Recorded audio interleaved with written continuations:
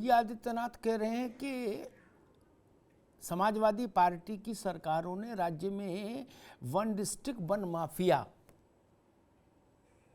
को स्थापित कर दिया।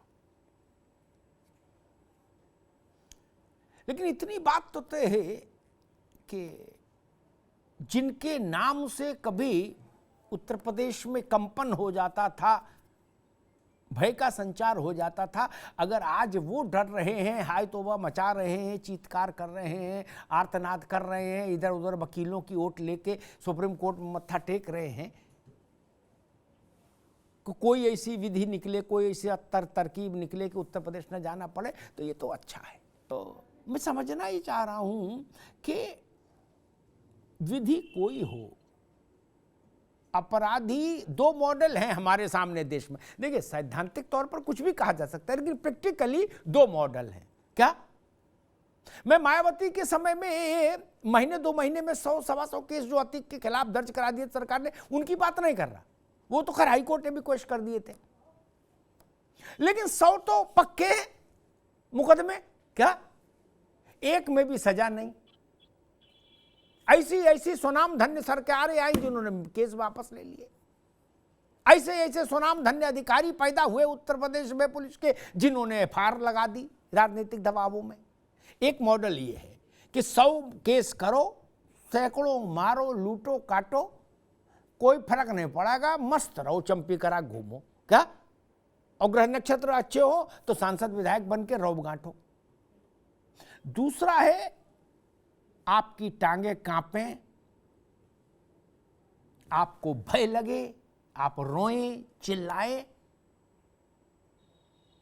और आपको अपनी हैसियत का अंदाज हो जाए। कौन सा मॉडल जनता की दृष्टि से ठीक है मिश्रा जी? 2 ही मॉडल हैं व्यवहार में, बाकी तो सिद्धांत में होंगे, मैं नहीं जानता। हम एकदम प्रैक्टिकल बात करेंगे। अमिताभ जी, आप स्वयं मूर्धन विद्वान हैं और हमारे सारे मित्र भी मूर्धन विद्वान हैं। बात केवल आजादी के बाद या संविधान की नहीं होगी, हजारों साल का आप इतिहास देख लीजिए। इस देश में जो न्याय प्रिय राजा रहा है, उसके सामने आतताइयों ने, अपराधियों ने हमेशा त्राहिमाम करके ही घुटने टेके हैं, जो कि अभी हो रहा है। और इतिहास में अगर आप ये देखें, आजादी के बाद या सैकड़ों साल के बाद मैं 2 घटनाएं ऐसी देख रहा हूं। जब अमित शाह जी ने संसद में बोला था कि जान की बाजी लगा देंगे पीओके के लिए, और योगी आदित्यनाथ ने बोला कि मिट्टी में मिला देंगे। इतना बड़ा चुनौतीपूर्ण वचन, दृढ़ संकल्प भारतीय राजाओं में, शासकों में मैं सैकड़ों साल के बाद सुन रहा हूं कि उन्होंने खुल्लम खुल्ला अपराधियों को, दुर्दांत अपराधियों को, आतताइयों को चुनौती दी है कि या तो तुम रहोगे या यहाँ पे कानून का इकबाल रहेगा। तो न्याय तंत्र के लिए, समाज के लिए, भारतीय संस्कृति और इतिहास के लिए जो आपने दूसरा वाला सिद्धांत बोला कि किसी भी विधि से करके अपराधी जो है उनके लिए एक ही चीज है कि वो त्राहिमाम करने लगे, जैसे आज कर रहे हैं। आप उस फोटो को देखिए, ऐसे बम फेंक रहे हैं जैसे फूल बरसा रहे हैं, गोलियां दाग रहे हैं। ये अपराध नहीं है, ये इसको आतंकवाद की श्रेणी में रखना चाहिए। वहां सैकड़ों की संख्या में भीड़ लगी हुई है, मार्केट ओपन है। समाज को ये लोग क्या संदेश देना चाहते हैं कि ये समाज से बड़े हो गए हैं और सरकार से बड़े हो गए हैं। एक और इंपॉर्टेंट बात अमिताभ जी, आपने बोला कि सैकड़ों केस होते थे। इसके पहले सरकारों में ये होता था कि भैया देखो कौन अपराधी है, किसके ऊपर कितने केस है, जल्दी से उसको अपनी पार्टी में बुला लो, वो उतना ही बड़ा नेता होगा, हमारे लिए वो उतना बड़ा असेट होगा। इस सिद्धांत को चेंज कर दिया है वर्तमान में सरकार, चाहे जिसकी हो। बात योगी की, समाजवादी पार्टी, कांग्रेस की नहीं मैं कर रहा हूं, बात मैं उसकी कर रहा हूं कि कोई भी बैठे सत्ता पे, शासन पे, प्रशासन कोई भी चलाए, लेकिन सिद्धांत को चेंज होते हुए मैंने पहली बार देखा है।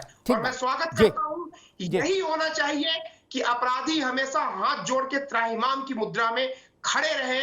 ये राष्ट्र के लिए, राष्ट्र के इतिहास के लिए, संस्कृति के लिए, जनता के लिए ही है। ठीक बात है मिश्रा जी, बिल्कुल। कपिल जी, पहले मुख्तार को समस्या थी उत्तर प्रदेश आने में, उनने और उनके साथ कांग्रेस ने पूरे घोड़े खोल दिए, सुप्रीम कोर्ट में इतना बवाल कटवाया, जाने कहां वकील लाए बड़े बड़े, क्या कि या खुदा उत्तर प्रदेश नहीं जाएंगे। अरे भाई, आप यहीं के पैदाइश हो, या क्यों नहीं आओगे? काम यहां करके गए हो, या क्यों नहीं आओगे? कांड यहां करके गए, पंजाब में गुलगुले खाओगे। अब साबरमती में इधर चिट्ठी गई कि आजा भाई अपना झोला पैक करो, यूपी में चल रहा है पूछताछ के लिए। वो सुप्रीम कोर्ट आ गया, अतीक मियां है करे ना।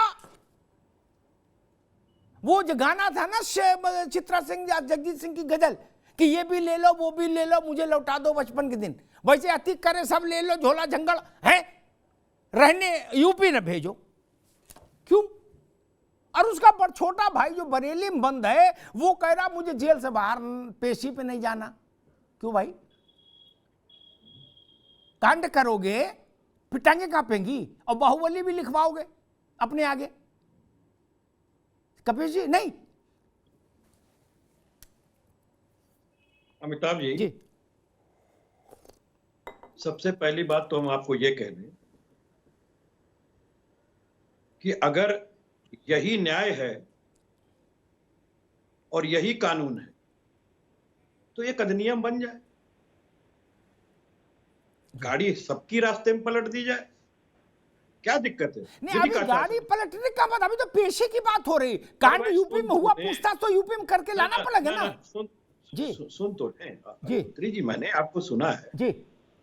गाड़ी पलटने से ही शुरुआत हुई थी, और कानून का अगर डर और कानून का इनकलाब अगर कायम हो जाता है तो इससे बेहतर बात कोई दूसरी नहीं हो सकती जी। लेकिन पहले कानून बन जाए। दूसरी बात मैं आपको कह दूं जी, आज तो मुख्तार पंजाब में थे, ये तो गुजरात में है। हाँ, इनको दूल्हा बना के किसने रखा था? ये पहले यूपी क्यों नहीं भेजे इतने वर्षों से? कितने मुकदमे शायद आप गिनती ना गिन पावे इनके ऊपर हुजूर के बाद।